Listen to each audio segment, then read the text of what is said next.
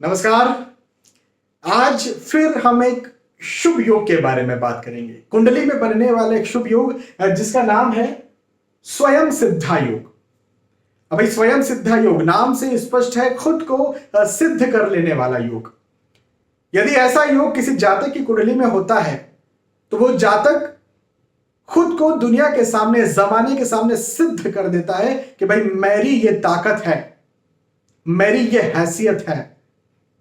और चाहे भौतिक सुख सुविधाओं की बात करें, मकान, भूमि, गाड़ी, वाहन की बात करें, इनको भोगते हुए सारे कार्यों में जो भी उसका लक्ष्य होता है जातक का, उसमें सक्सेस, उसमें सफलता हासिल करता हुआ जातक बहुत ज्यादा प्रतिष्ठा हासिल करता है। प्रतिष्ठा देने वाला यह योग है स्वयं सिद्धा योग। अब ये जो खूबसूरत योग है, ये बनता कैसे, पहले तो ये समझे, और एक बात और ये समझे कि इसकी शर्तें भी बहुत हैं। तो बनता कैसे है? तो स्वयं सिद्धा योग, देखिए कुंडली के 12 भाव हैं। कुंडली के 12 भाव में यदि सूर्य और शुक्र आकर के बैठ जाएं तो यह स्वयं सिद्धा योग का निर्माण करेगा। अब यह बहुत ही सीधी और बिना शर्तों वाली एक मेरी बात है कि शुक्र और सूर्य का साथ में आकर के बैठना स्वयं सिद्धा योग का निर्माण करता है। जैसे सूर्य और बुध साथ में आकर के बैठते हैं, जैसे बुधादित्य राजयोग कहते हैं ना, ऐसे सूर्य और शुक्र का साथ में बैठना स्वयं सिद्धा योग का निर्माण करता है। अब प्रश्न यह आता है कि इसकी शर्तें क्या है? क्या कहीं पर भी सूर्य और शुक्र साथ में आकर के बैठे हुए दिख जाए तो स्वयं सिद्धा योग बन जाएगा? बिल्कुल भी ऐसा नहीं है। इसकी कुछ शर्तें हैं। पहली शर्त तो यह है कि योग जो बनेगा वो वृषभ लग्न, कर्क लग्न, सिंह लग्न और तुला लग्न की कुंडली में ही बनेगा।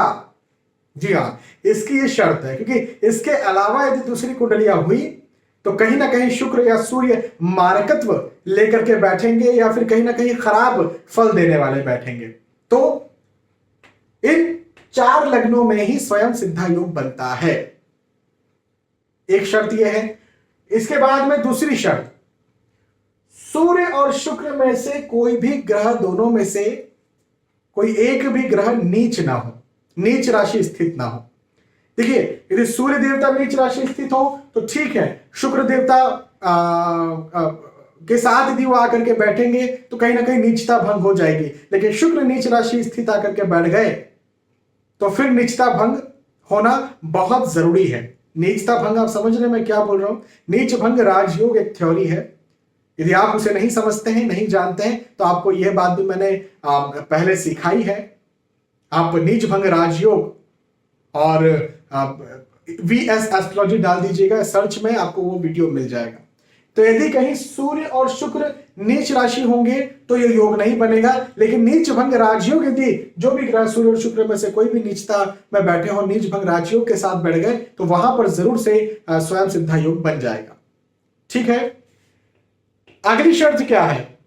6वें, 8वें और 12वें भाव में सूर्य और शुक्र नहीं होना चाहिए। चाहे कोई सी भी कुंडली हो, वृषभ, कर्क, सिंह, तुला, चाहे इन लग्नों की कुंडली है, लेकिन 6वें, 8वें और 12वें भाव में भी सूर्य और शुक्र साथ में बैठे नहीं होना चाहिए। तो ये अगली इसकी शर्त है। और डिग्री भी जरूर देख लें। नेक्स्ट अगली जो शर्त है वो है डिग्री देखना। भाई क्या होता है कि सूर्य देवता ग्रहों को अस्त करने वाले हैं। सूर्य देवता के साथ क्लोज कंजंक्शन में कोई ग्रह बैठेंगे तो वो हो जाएंगे अस्त। अब यदि अस्त ही होगा शुक्र देवता तो योग प्रबलता के साथ नहीं बनेगा। तो शुक्र देवता अस्त नहीं होना चाहिए।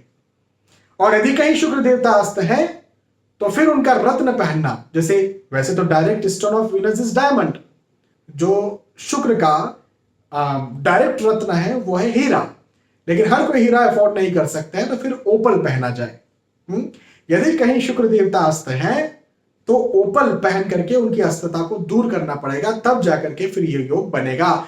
यदि सिर्फ ऐसा देख लिया कि ये सारी शर्तें मिल रही हैं और आखिर में शुक्र देवता अस्त हो गए तो भी जातक को वो अच्छे परिणाम देखने को नहीं मिलेंगे जो ये स्वयं सिद्धा योग बनाता है। ठीक है। तो स्वयं सिद्धा योग की ये कुछ शर्तें हैं और निसंदेह अत्यंत शुभ योग है। जातक को बहुत ऊंचाइयों पर पहुंचाने वाला, बहुत उन्नति दिलवाने वाला, खुद को साबित करवा देने वाला, दूसरों के सामने बार बार खुद को इंप्रेस करवाने वाला। होते ना कुछ लोग जो आपके सामने से कई बार निकलते हैं, 2-4 लाइन बोली और आप उनसे इंप्रेस हो जाते हैं, वाह क्या आदमी था, या फिर वाह क्या लेडी थी। तो इस प्रकार से ये स्वयं सिद्धा योग अपना कार्य करता है और जिन लोगों की कुंडली में स्वयं सिद्धा योग है उन सभी को बहुत बहुत बधाई। और यदि आप एस्ट्रोलॉजर हैं तो इस योग का ध्यान जरूर रखें। हो सकता है जातक किसी भी परेशानी से गुजर रहा हो, विपरीत दशाओं से गुजर रहा हो, दूसरी कुछ किसी प्रकार के कोई इश्यू जातक के साथ चल रहे हो, आज की स्थिति ना देखें, ये स्थिति देखें, कहीं ना कहीं अंत में जातक को सफलता जरूर मिलेगी, खुद को सिद्ध जरूर करेगा। होता ना कई बार हम कहानियां सुनते हैं या फिर रियल लाइफ जो इवेंट्स होते हैं वो सुनते हैं कि वो इंसान था और वो इंसान ने जो है इस प्रकार से अपनी इन्वेंशन की थी, लेकिन जमाने ने उस इन्वेंशन को नहीं माना और लास्ट में फिर उसकी इन्वेंशन को माना गया। तो कहीं ना कहीं सारे संघर्षों के बाद भी जातक खुद को सिद्ध कर देता है कि मेरी इन्वेंशन सिद्ध है या फिर मैं सिद्ध हूं, मेरे वर्क सिद्ध हैं। ठीक है, बहुत बहुत धन्यवाद, आपने आज का वीडियो देखा। आने वाले वीडियोस में और भी मैं आपको बताऊंगा अलग अलग योगों के बारे में। एक बात यहां पर जरूर कहना चाहूंगा, यदि आप ज्योतिष सीखना चाहते हैं, अपनी कुंडली खुद पढ़ना सीखना चाहते हैं, एक बेसिक एस्ट्रोलॉजर बनना चाहते हैं, देखो एडवांस एस्ट्रोलॉजर तो वीडियोस देख देख के कोई नहीं बनने वाला, बहुत फ्रैंकली कह रहा हूं, चाहे आप किसी का वीडियो देख लें, एडवांस एस्ट्रोलॉजर कोई नहीं बन सकता।